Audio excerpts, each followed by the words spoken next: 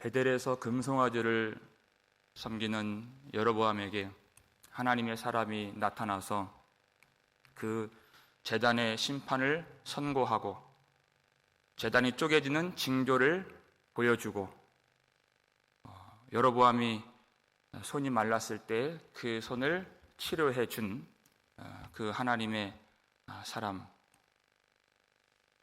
여로보암이 그를 회유하려고 그를 자기 종교 체제에 도움으로 삼으려고 그를 나와 함께 가자, 예물을 주리라 했을 때에도 하나님의 사람이 가지 않았습니다. 왜냐하면 하나님의 말씀에, 하나님이 명령하시기를 이곳에 머물지 말고 떡도 먹지 말고 아무것도 마시지 말라 하셨기 때문에, 말씀이 있기 때문에 안 갔습니다. 하나님 왜 같이 먹지 말라 하셨을까? 고린도전서 15장 11절을 보게 되면 형제라고 일컫는 자가 그랬습니다. 음행을 하거나 우상을 숭배하거나 술에 취하거나 속여서 빼앗거든 사귀지도 말고 같이 먹지도 말라 그랬습니다. 여러분, 불신자와 사귀지 말라는 말이 아닙니다. 내 형제라 일컫는 자가 우상 숭배하거든 같이 먹지 말라 그랬어요. 왜 그렇습니까? 회개하지 않는 자입니다. 돌이키지 않는 자입니다. 돌이키지 않는 자는 하나님의 궁극적인 은혜를 받을 수가 없다. 하나님이 말씀을 주시는 게 은혜죠. 그러나 궁극적인 은혜는 그가 구원을 받는 것이, 거기에 들어갈 수 없다. 교회와 교제를 하지 못하는 것은 하나님과 교제할 수 없다는 뜻입니다. 돌이키지 않으면 하나님과 사귈 수가 없다는 것입니다. 하나님의 궁극적인 사랑을 받을 수가 없다. 그래서 하나님이 지금 금송아지를 섬기고 그 제단을 회파하지 아니한 여로보암에게 들어가서 그와 사귀지 말라 하는 것이에요. 그래서 가는 길입니다. 근데 베델에 있는 한 늙은 선지자가 그 이야기를 아들들에게 다 들었습니다. 나귀의 안장을 지으라. 그가 어디로 갔느냐? 아들들이 다 봤기 때문에 어디로 갔는지 알려줬습니다. 그 나귀를 타고 그 하나님의 사람을 이 늙은 선지자가 쫓아가는 것입니다. 이 베델에 사는 한 늙은 선지자, 여로보암의 이 패역함을 규탄하지 않고 현실에 안주하고 있는 그런 사람입니다. 하나님의 사람을 이제 따라가는 겁니다. 어디서 만납니까? 14절 말씀. 14절 함께 읽겠습니다. 하나님의 사람을 뒤따라가서 상수리 나무 아래에 앉은 것을 보고 이르되 그대가 유다에서 온 하나님의 사람이냐? 대답하되 그러하다. 이상하죠? 하나님이 유다로 다시 돌아가라. 왔던 길로 가지 말고 다른 길로 가라 그랬어요. 그리고 베델은 유다 예루살렘과 아주 가까운 거리입니다. 남쪽 끝이잖아요. 북이스라엘의 남쪽 끝이 베델이고 북쪽 끝이 단인데 아주 가까운 거리였어요. 그러니까 한 다름에 갈 수 있는 길입니다. 근데 왜 쉬냐는 거예요. 거기서 상수리 나무 아래에서. 우리가 이 지금 본문을 읽고 결말을 알지 않습니까? 이 하나님의 사람이 심판받고 죽었습니다. 왜 거기서 쉬냐는 것이에요. 상수리 나무 아래에서. 하나님이 빨리 가라고 했으면 빨리 갈 일이지. 하나님의 사람의 이 마음이 마치 아쉬움이 있었던 것 같아요. 여로보암이 큰 재물을 준다 그랬어요. 고민이 되었던 것 같아요. 흔들렸던 것 같습니다. 그래서 거기서 쉬고 앉아 있었던 것이 마치 누구를 기다리는 것처럼. 그러니까 그 늙은 선지자가 나와 같이 우리 집에 가서 떡을 먹자 그랬어요. 그랬더니 처음엔 거부하죠. 16절, 17절 말씀 함께 읽겠습니다. 대답하되 나는 그대와 함께 돌아가지도 못하겠고 그대와 함께 들어가지도 못하겠으며 내가 이곳에서 그대와 함께 떡도 먹지 아니하고 물도 마시지 아니하리니 이는 여호와의 말씀이 내게 이르시기를 내가 거기서 떡도 먹지 말고 물도 마시지 말며 또 내가 오던 길로 되돌아가지도 말라 하셨음이로다. 여로보암이 회유했을 때 거절했던 것처럼 이번에도 하나님의 사람이 그 요청을, 같이 가자 하는 요청을 거절하고 있습니다. 그러나 한글 이 성경으로는 조금 보기는 어렵지만 이 원어 성경으로 봤을 때에는 처음에 9절의 말씀에 여로보암에게 거절했던 그 내용보다 그 뉘앙스가 아주 표현이 약해졌다는 것이죠. 9절에는 하나님이 명령하여 이런 말씀도 들어가 있어요. 근데 이 17절에는 그 말씀이 없고 순화되고 조금 더 약해진 표현이 들어가 있습니다. 마음이 흔들리고 있다는 것입니다. 처음에 가졌던 그 결단, 그것이 서서히 무너지고 있다. 그 무너지는 그 틈 속에 이 늙은 선지자가 뭐라고 말을 하는가? 18절 말씀 함께 읽겠습니다. 그가 그 사람에게 이르되 나도 그대와 같은 선지자라. 천사가 여호와의 말씀으로 내게 이르시기를 그를 내 집으로 데리고 돌아가서 그에게 떡을 먹이고 물을 마시게 하라 하였느니라 하니 이는 그 사람을 속임이라. 이렇게 됐어요. 나도 당신과 똑같은 선지자입니다. 하나님이 나에게 말씀을 주셨는데 그 말씀이 당신을 우리 집으로 데려가서 당신에게 떡을 먹이고 물을 마시게 하라고 하나님이 나에게 말씀하셨습니다. 여러분, 이게 사실입니까? 아닙니까? 사실이 아니에요. 하나님이 그런 말씀 주신 적이 없습니다. 이 늙은 선지자는 하나님 말씀을 조작하는 사람입니다. 자기가 주장하려고, 자기 뜻을 관철시키려고 받지도 않은 말씀을 받았다고 하는 것입니다. 여러분, 이 대목이 중요합니다.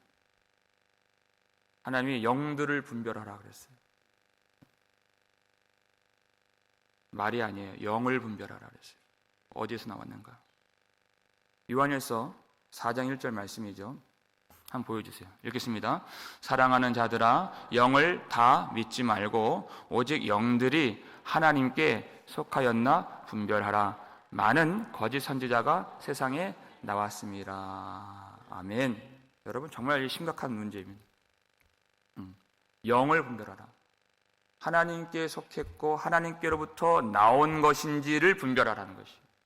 왜냐하면 주님이 말씀하시잖아요. 많은 거짓 선지자가 세상에 나왔기 때문에. 그들이 뭐라고 말합니까? 하나님이 주셨다고 말하기 때문에, 여호와의 이름으로 그 말을 하기 때문에 그 영을 분별하라는 것입니다. 우리가 힘을 다해서 분별해야 되는 것입니다. 근데 이 하나님의 사람은 자기가 처음 받았던 말씀과 지금 이 사람이 하는 말씀이 완전히 다른 건데 그걸 이상하게 여기질 않았습니다. 결정적으로 하나님께 묻지 않았습니다. 깊이 생각하지 않았습니다. 그리고 그 사람을 따라가는 것입니다. 19절 말씀에 이에 그 사람이 그와 함께 돌아가서 그의 집에서 떡을 먹으며 물을 마시니라. 아무런 저항 없이 평안하게 그를 따라가서 먹고 마시는 거예요. 여러분, 순종할 때에는 주저합니다. 머뭇머뭇거려요. 하나님이 빨리 돌아가라 하면 빨리 돌아가야 되는데 안 돌아가요. 거기서 상수리나무 아래에서 쉬고 있어요. 근데 불순종할 때는 그렇지 않습니다. 불순종할 때는 주저함이 없습니다. 거침없이 하는 것이. 그대로 따라가서 먹고 마시고. 그렇게 할 때 하나님의 말씀이 그 늙은 선지자에게 임하게 됩니다. 21절, 22절 함께 읽겠습니다.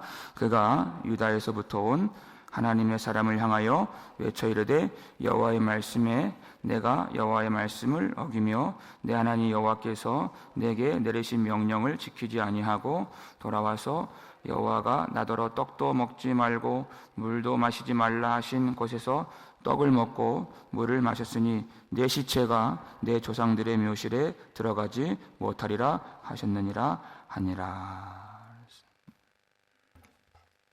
하나님의 사람에게 하나님의 심판이 지금 선포되는 것입니다. 불순종했기 때문에. 이 하나님의 사람의 사명은 여로보암에게 심판을 선포하는 일이었습니다. 여로보암에게 심판을 선포했던 그 종이, 그 하나님의 사람이 도리어 자기가 심판을 받게 되는 그런 내용입니다.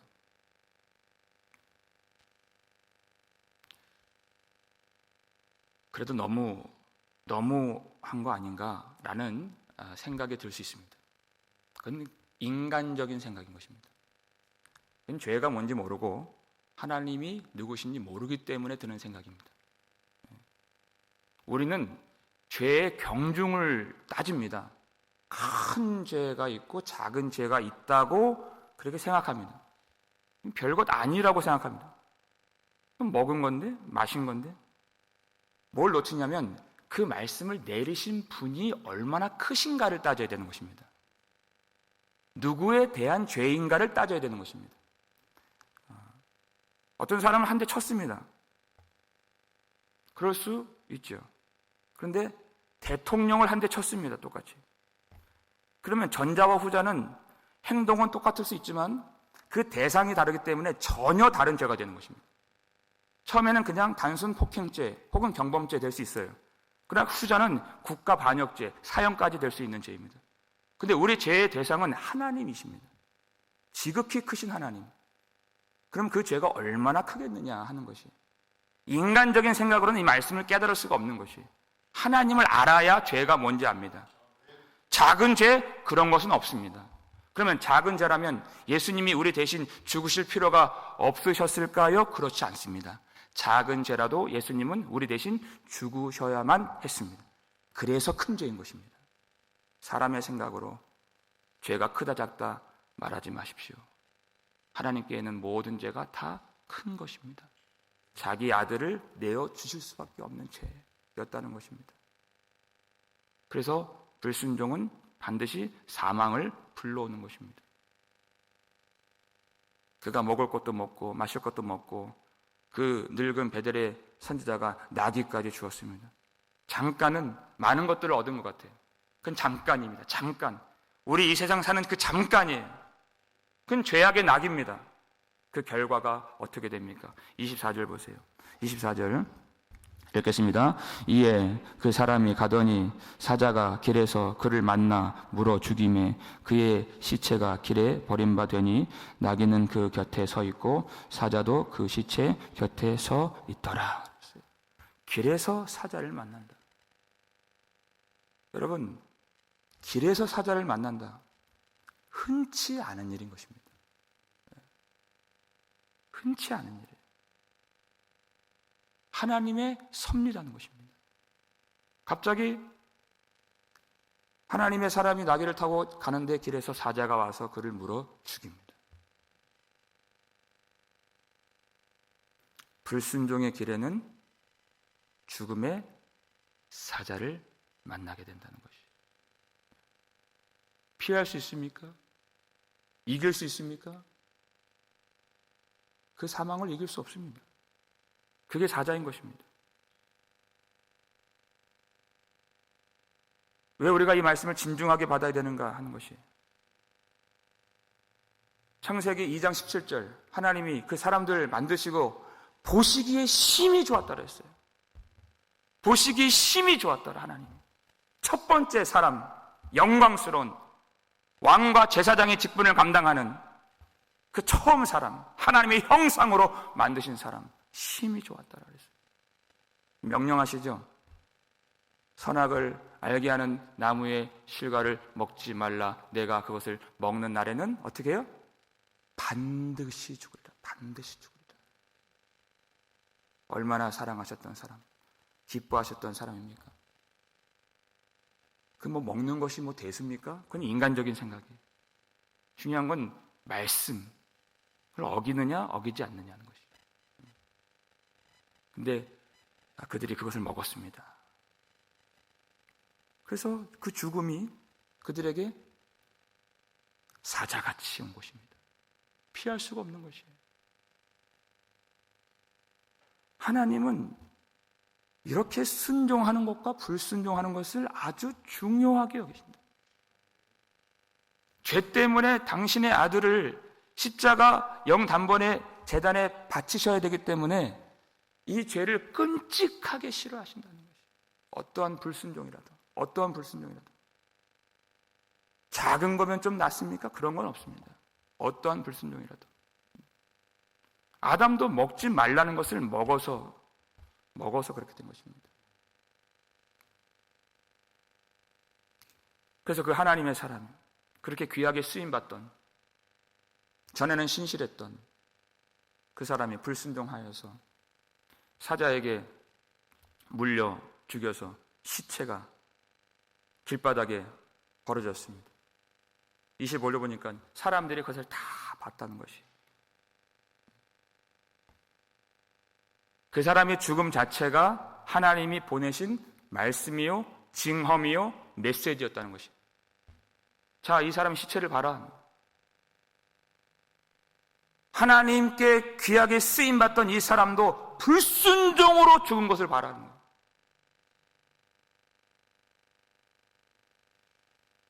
심지어 베델의 그 늙은 선지자, 거짓 선지자와 같은 이 늙은 선지자가 선포했던 그 심판의 메시지가 이렇게 이루어지는 것을 봐라. 그렇다면 그 신실한 하나님이 보내신 하나님의 선지자가 선포한 여로보암 제단을 향하여, 베델의 제단을 향하여 선포했던 그 말씀은, 그 심판의 말씀은 얼마나 잘 성취되겠느냐 하는 것이. 그의 죽음을 통해서 하나님은 또 한 번 말씀하신 것이, 이스라엘 사람들아 돌아오라는 것입니다. 하나님은 시건치 아니하시는 분이시고 말씀하신 것은 반드시 이루시는 분이시다. 이 신실한 하나님의 사람도 불순종으로 심판을 받게 되는 것이에요.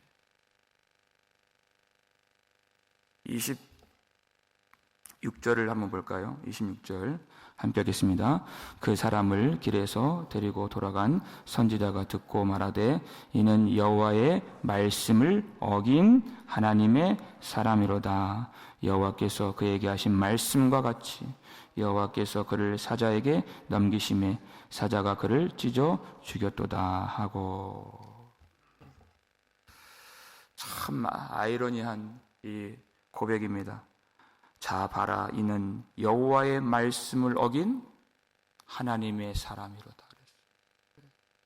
이스라엘 백성들 전체가 다 하나님의 언약 백성이죠. 하나님의 사람이라고 자부하는 사람들이에요. 그런데 그들의 행태, 그들의 작태 어떻습니까? 여호와의 말씀을 어긴 하나님의 사람들인 것입니다. 그들이.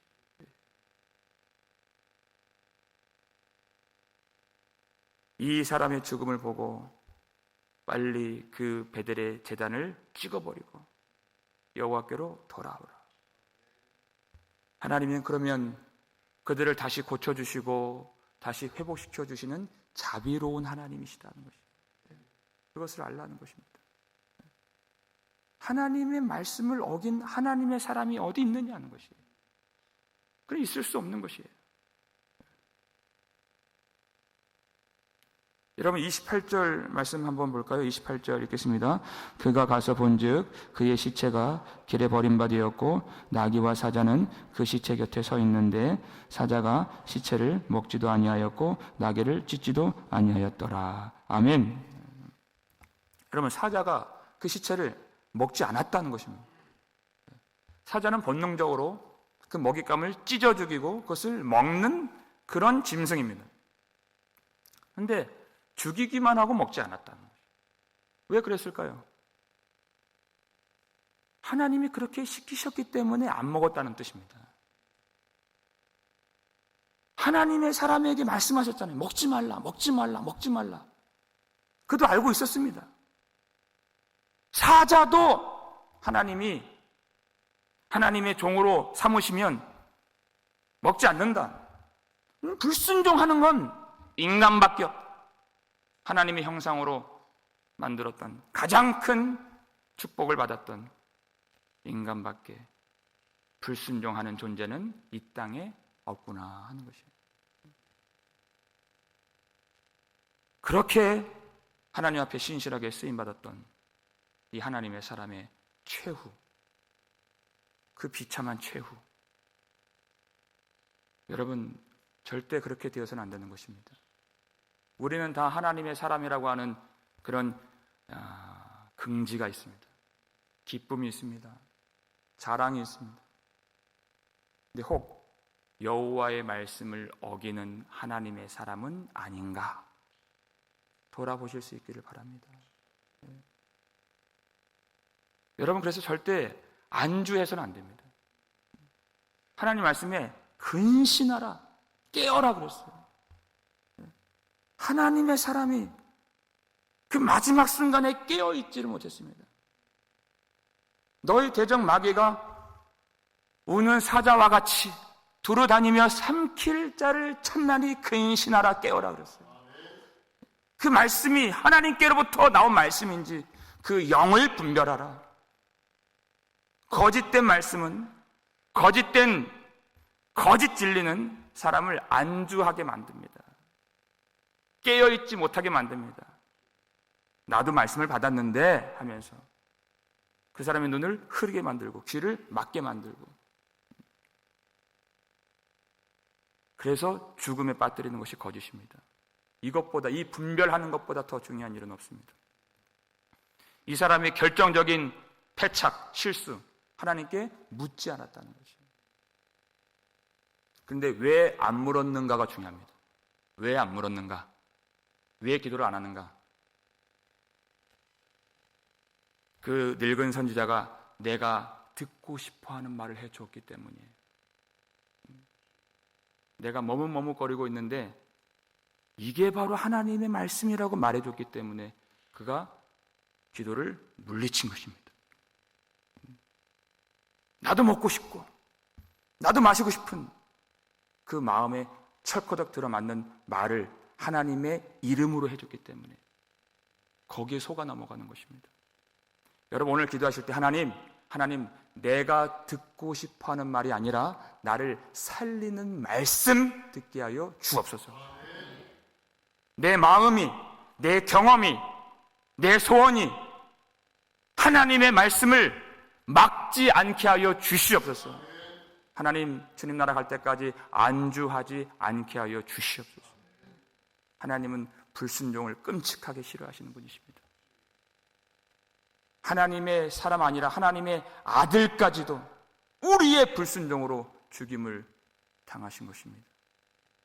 여러분, 우리의 마지막이 이렇게 초라해지지 않도록, 이렇게 비참해지지 않도록 항상 깨어서 마음을 다하고 뜻을 다하고 힘을 다하여 하나님의 말씀을 분별하고 그 말씀을 따라가고 끝까지 순종하시기를 주의 이름으로 축원합니다.